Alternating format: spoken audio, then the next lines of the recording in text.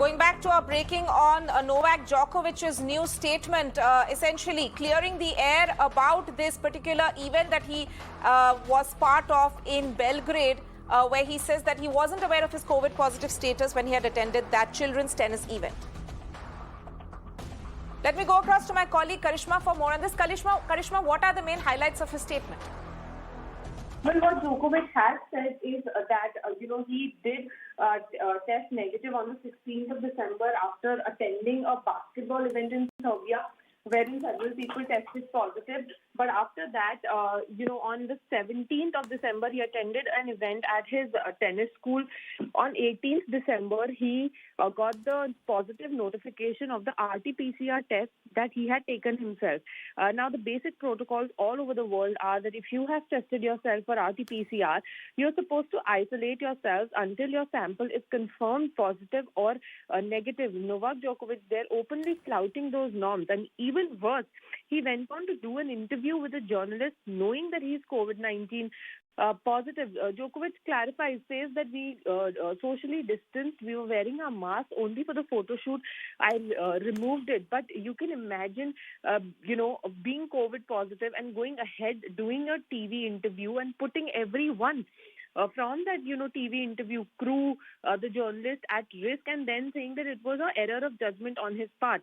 In fact, he goes on to say that, yes, there was some issue with the Australian travel declaration form, but blames on his agent. So clearly, whatever was being said for Djokovic in his, in the media reports this past week now turns out to be true, with Djokovic himself admitting to all of that, but putting the blame on his agent while saying that he wants to stay in Australia and play. Now, we will have to wait and see how the Australian federal government reacts to these new developments and confessions, so to say, that has been made by Novak Djokovic. Right, important statement there coming in from Djokovic, and we have also actually seen, this is of course Djokovic clarifying on his part that he might have made an error of judgment, because he had been questioned as well. While there were a lot of people empathetic towards him, but he had also been questioned in terms of, this particular Belgrade event, and where he's talking about this interview as well. But also, Karishma, what we have seen that this, even before Australian Open starts, that event has turned out to be a major embarrassment for the organizers and for that Australian government.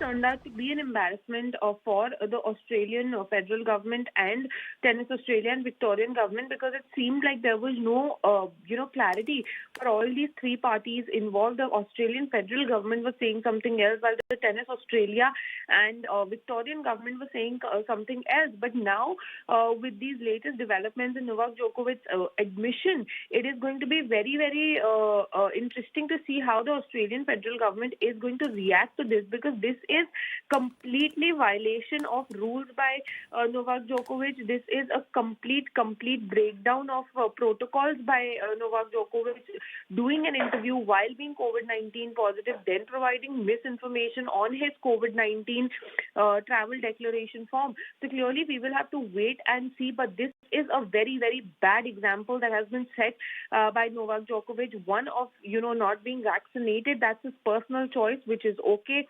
But to flout COVID-19 norms openly, then admit to it, and then say that, I still want to play in the Australian Open because it was an error on judgment on my part.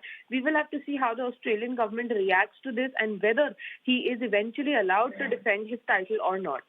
Right, Karishma there. Thank you so much for joining us with that breaking update.